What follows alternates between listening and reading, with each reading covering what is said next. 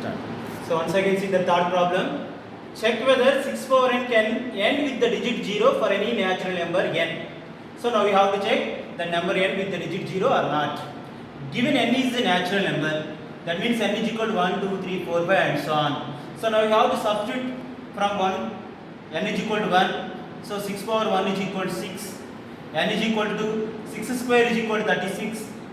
Put n is equal to 3. 6 cube is equal to 216. So observing this pattern, all the numbers ends with the digit, that means the last digit is 6 only. So these numbers cannot end with the digit 0. So therefore 6 power n can end with the digit 6 but not end with the digit 0. So this one is the solution of that given problem.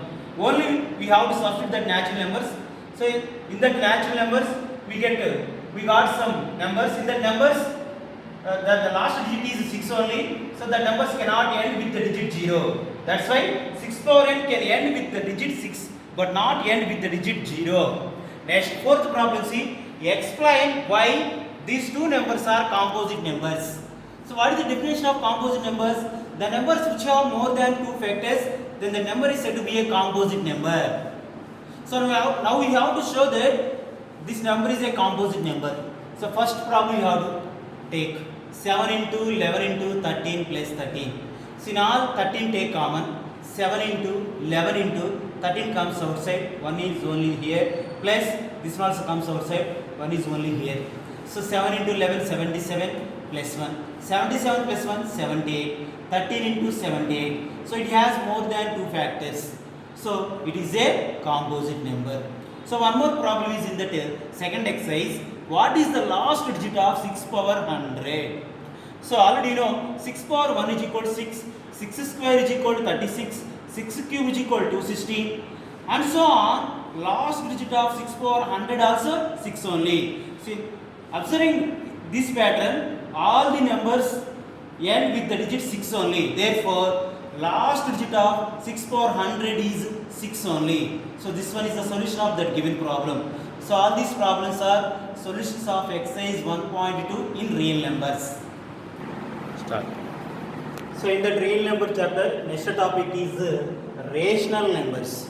The numbers which are not in the form of p by q. The numbers which are in the form of p by q, where p comma q belongs to integers and q is not equal to 0, then the numbers are called rational numbers. So in the rational numbers, if the denominator is in the form of 2 power m into 5 power n, where m comma n are non-negative integers,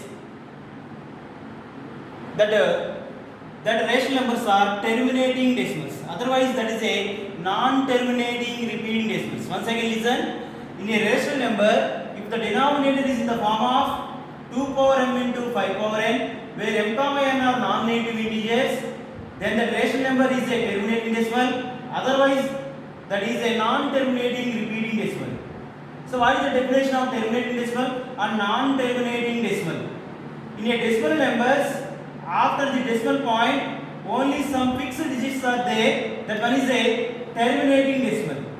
In a decimal numbers, there are so many, after the decimal point, so many digits are there and the digits are repeated. That is a non-terminating repeating decimal. This one also rational number. But in a terminating decimal point of view, compulsory denominator is in the form of 2 power m into 5 power n or 2 power m or 5 power n also will come. That is a terminating decimal. Otherwise, that one is a non-terminating repeating decimal. So in that exercise 1.3, second problem see. First problem is converted as a decimal. That is very easy. If you divide given number, then you will get the decimals. That is the first problem. Second problem they are asking, without actual division, say that this one is a terminating decimal or non-terminating repeating decimal they are asking. Without actual division, how can you say that this one is a terminating decimal or non-terminating repeating decimal they are asking? So this one is the first problem. This one is the first problem. In that they are asking that they are given 13 by 3125. First we have to do prime factorization. So 3125 can be written as 5 power 5. So here denominator is in the form of 5 power m. So that's why it is a terminated decimal. What is our definition? Denominator is in the form of 2 power m into 5 power n, or 2 power m, or 5 power n. Then that one is a terminating decimal. So that's why this one is a terminating decimal. Next, another problem is 9 by 15. So do cancellation. 3 3s are 3 5s are 3 by 5. Here also denominator is in the form of 5 power n. So it is a terminating decimal. Next here 11 by 12. 12 can be written as 3 into 4. 4 can be written as 2 square. But here denominator is in the form of 3 into 2 power something. So this one is not a terminating decimal.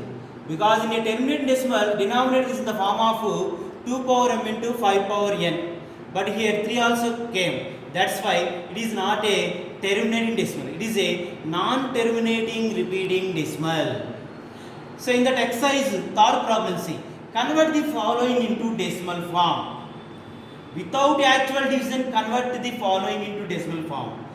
So that's why here given 13 by 25. 25 can be written as 5 square. So if the denominator is powers of 10, then easily you have to convert that one in a decimal form. So here 5 square, that means 25. So 25 is multiplied by 4, then you will get 100. That's why you have to write 2 square. Multiply and divide with 2 square, then you will get 52 by 100.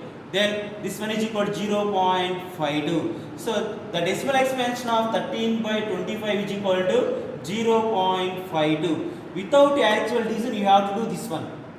Next, 15 by 16. 16 can be written as 2 power 4. So for that powers of 10, then we have to divide and multiply with 5 power 4. That's why you have to take here 5 power 4 and 5 power 4. 5 power 4 means 625 into 15. So here 5 2s are 10, 10 power 4. 10 power 4 means here 10,000. So you have to convert it to decimals, 0.9375. So this one is the procedure for in decimal form. Without actual division, we have to convert to decimal form. So this one is the solution of that given problems. So all these are the solutions of exercise 1.3.